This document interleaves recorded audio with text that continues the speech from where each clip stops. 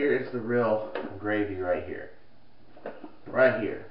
The orange Modworks concentration. Ooh, look at this anodized. Look at this. Nice graphics. Nice. Very nice. This is this is extremely nice. I like this printing. Let's open this up. Long awaited kit. As I open it, it's got a sealed envelope. In the sealed envelope are all my parts to the kit and product contents, where it explains everything. Okay, it shows all the contents. Okay, so we got some silicone grease. We've got some we got silicone grease. We got plunger rod. We got basically a breech, your trigger catch, your plunger ring, which I guess is that outside ring right there. You got the trigger, the grease, the 7 kilogram spring, which who cares? The O-ring. Oh yeah, of course. And you got stickers. Yay, stickers! Okay, so let's open this up. I like the packaging. I like it a lot. Okay, first and foremost, I break this out and it's got sort of a benzene kind of smell to it. You got the plunger tube. I like the fact that on the inside of it, it's pretty much flat. Unlike my modified Ultra Match from 009, where it has, of course, that little bit that goes up that kind of slows it down in the end. This one does not have that. In terms of plunger volumes, as you see, because it doesn't have this, your plunger ends there, and it's got that, okay? The casting looks a little rough. It's not like shiny or anything, but I'm willing to venture that I could probably cut it down to right there, or about right there, and I could probably hammer some 17/32 into there. Pretty much no problem. Has a slight taper on the front about there, where it gets a little looser, but the rest of all this is tight zone. The whole thing is tight zone right there, so you may need a Dremel to hammer tap some brass into that. But I like this better because it does not have this AR assembly, which when you take out the AR, there's a ton of dead space. I did mine differently. I put brass all over it. So this is an Ultra Match Firestrike, an Ultra Match 18K. This is 009's. And I've been waiting for this kit for a long time. Now, I didn't pre-order, but I'm just saying I waited for it for a long time so I could do a reshell. Okay? And, God, am I glad it's back. Okay, you got your silicone grease, you got your screws, you got your spring. I'd like to take out the spring right now. Why not? Why not? Okay. Okay. That's your 7 kilogram strong arm spring. How does it compare to my 11 kilogram HPI Hellfire Red? I am almost certain that this will not take an extended stroke. So for example, on mine, I move it up to about right there, so that I've got about another ½ inch of spring action. And so the plunger rod, the end of it goes all the way forward. Okay. With this, as you can see, that's about the end where it is. So if you have your plunger, it ends up being about right there, and I have to compress a little. Plenty to up the volume of it, up to about 34, 35 cc's or so. With this spring, I don't see that as very possible, because as you can see, the end would be right there. And if I move this forward, and not enough, then we do too much play. So HPI Red, it's a shock spring for a 1/8 scale. It has ground ends. It's black powder coated. It's signified by that dark amber red right there to say it's an 11 kilogram spring. Very nice. Very nice. But anyway, if you don't want to do that, the original 18K had a 8 kilogram Swarmfire spring. Okay. And this is a black tactical version too. I took the catch off, the metal catch off, where the two used to sit together perfectly coiled. So that when the whole thing was compressed, it had a spacer here and add a spacer here to keep the springs from dancing around, which is basically how you got to do 18K on Firestrike. You know, this spring will do. It will do. It's marginally not as powerful as the 8 kilogram, but like, yeah, I'm sorry, as the Hellfire spring. And Hellfire spring is a little longer, as you can see, but it will do. It'll do. So if you just want to go 8K Stormfire, now let's compare 8K Stormfire to this. Well, first off, this has wider coils to it, as I suspected it would. But it is about a 1.8. It is about a 1.8 millimeter thick spring. So it's got a gauge of about 0.072, I would say. And I think if you grounded these ends, that'd be really cool, because I hate square ends.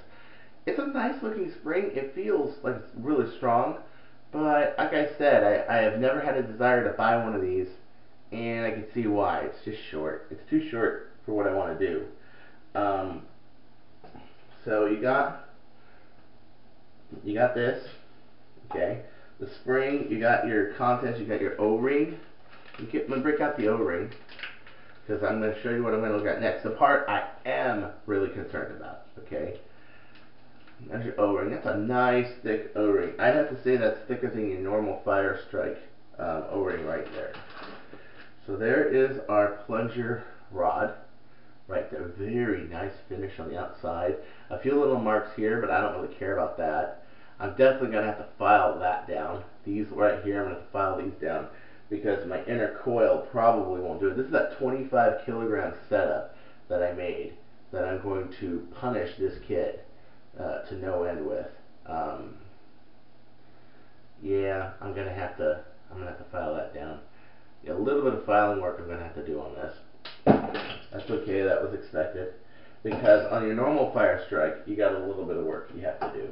But let's see what an 11K looks like.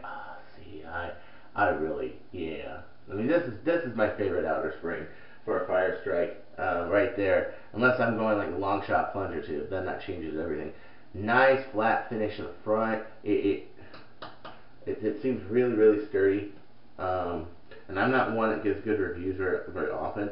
Now let's put this O-ring on here. That's a nice O-ring. There's no air bleed slots on it. So if I put this in here, what have I got? Well, I'll tell you what. Let's look at this objectively. A little bit of air bleed.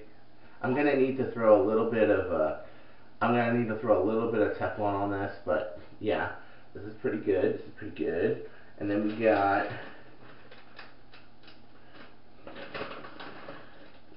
our catch.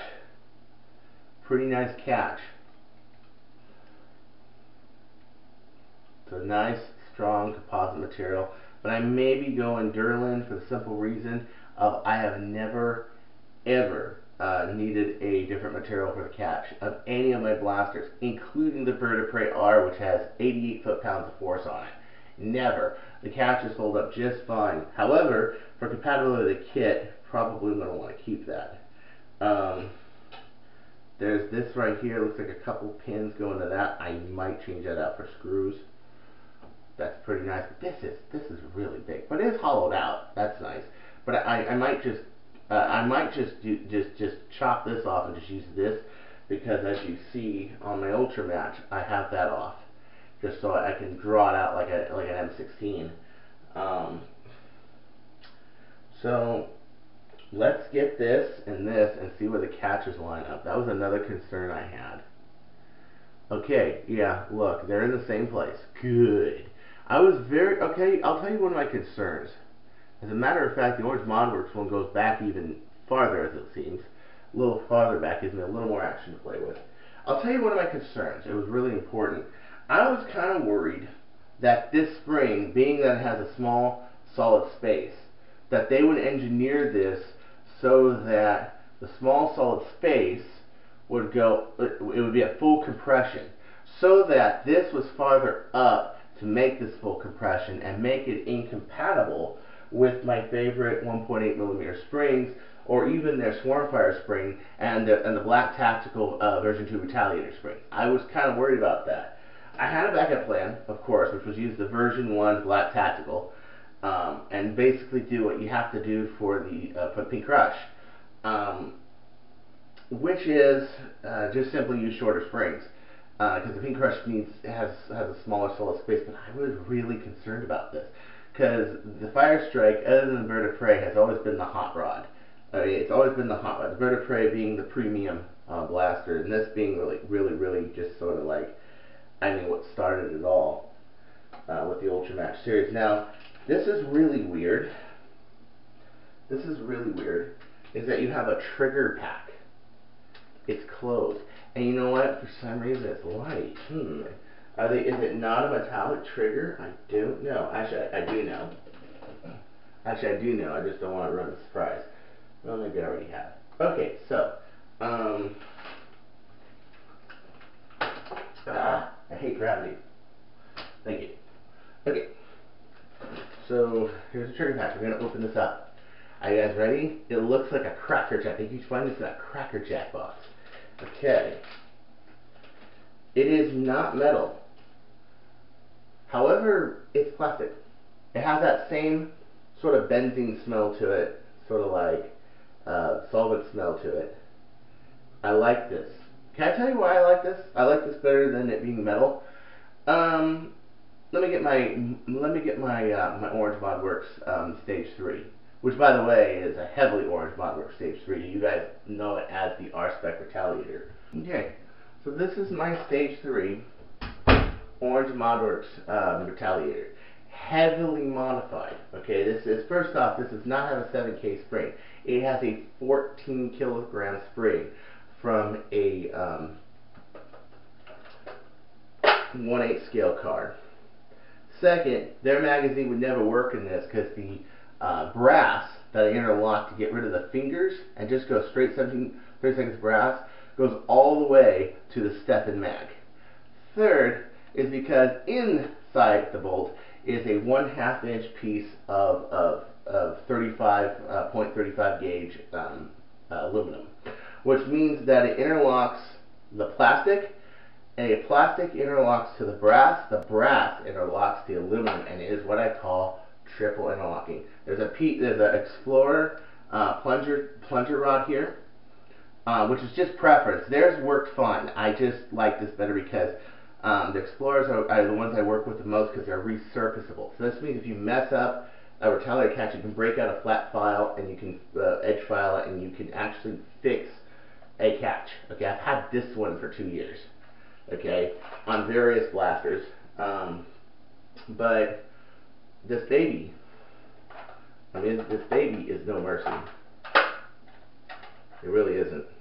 And that was a dart from yesterday. I was teasing a friend. This thing is no mercy, as you will see here. This thing will do 130 to 140 flat. It's a beautiful blaster. I want to emphasize that just like this blaster, where the Orange Mod Works kit took a lot of work and a lot of inventiveness to make it an effective blaster, okay? To make it really, in my opinion, Explorer War worthy, Nick worthy to a degree. I mean, this is on the slow side for the Nick, but it is still, I could take this to Armageddon, and I did, actually, in a couple of rounds I used this. And it will still do really well. This one's a 14 kilogram blaster. I say the same for the Orange Mod Works kit. I say the same thing, that this blaster, with these components, as tough and strong as they are, the knowledgeable modder can take this far, far greater than 7 kilograms. I am really kind of like, Orange Mod Works, why? You know, why? Why 7? Why not 12 or 18, or in this case, when I'm doing this one, 25? Well, at any rate, this is Chris Cartaya, and this is the first real Orange Mod Works Firestrike Unleashed Solid unveiling that you've seen on the internet. So take care.